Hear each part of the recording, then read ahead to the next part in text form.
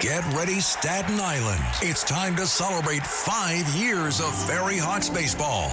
Tuesday, May 19th at 10:30 a.m., it's morning baseball. Wednesday, May 20th at 6:30 p.m., have a pawsome time at Bark in the Park. Thursday, May 21st at 6:30, it's Pride Night with $5 Bud or Bud Light draft beer. Individual game tickets start at just $12. Visit ferryhawks.com now to lock in your seats. Katz and Cosby, entertaining and informative On the Red Apple Podcast Network. Joining us now, we have Jake Novak. He is joining us now. Jake, your thoughts about just the extreme candidates, and I know you got a lot on Graham Platner in Maine. Thank you. Yeah, so today's revelations, I mean, if you look at the mainstream media, even the right-wing media is focusing on the wrong thing, guys. They're focusing on these salacious, literal bathroom posts by Graham Platner, this guy in Maine. But honestly, the most important revelation this morning was that in 2019, he voluntarily went online to mock a U.S. soldier who had been shot by the Taliban on video. You know, I think it's fair for any journalist who interviews him from now on. In fact, it would be malpractice if they don't ask him. They should ask him. You can't just say, oh, I'm sorry for saying this and I've changed my mind. You should be asked, have you sought mental health care? This is not the actions of someone who is stable. And I'm not saying that as a joke, and I'm not meaning to denigrate mental illness. If you take a look at this guy's public record, he is not well. He's not a well man. If he did get some kind of treatment between now and when he posted these things, I want to know about it. That's how bad it is, guys. That's how bad it is.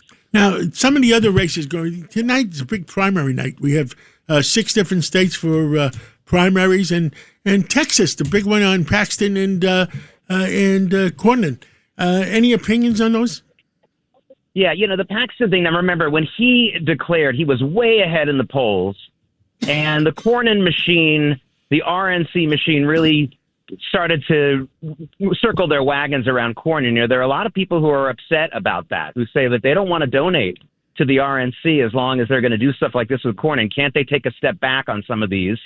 So it'll be interesting. I think Paxton has the inside tracker, not only because President Trump endorsed him, but because he was in such a big lead to begin with. But honestly, you know, the party itself might want to take a look at certain primary races where they don't choose favorites so readily. And I think they did that here. And they may have some problems going forward in Texas because of it after the results tonight. Any particular news on any of the congressional races? Nothing specifically right now. I mean, I think another big interesting story right now, though, is that out of Los Angeles, you know, that mayor's race, and I know you've talked about it on the show here, the socialists in the city council in Los Angeles have abandoned their fellow socialists, and they decided to circle around Karen Bass because of Spencer Pratt's surge. I think they realized this other candidate, that their fellow socialist, has no chance. And that's very interesting because that shows that Pratt really is a threat right now. And that's, of course, the second biggest city in the country and getting a lot of attention for a lot of reasons. And then you got, of course, the governor's race there, too. You've got, and it's between Steve Hilton, Chad Bianco, the former sheriff, and then you got Tom Steyer, who, as we're talking about extreme candidates, that guy said the people that are deported should come back from the country. He wants to bring them back. He's talked about even reparations. I mean, that guy is really extreme.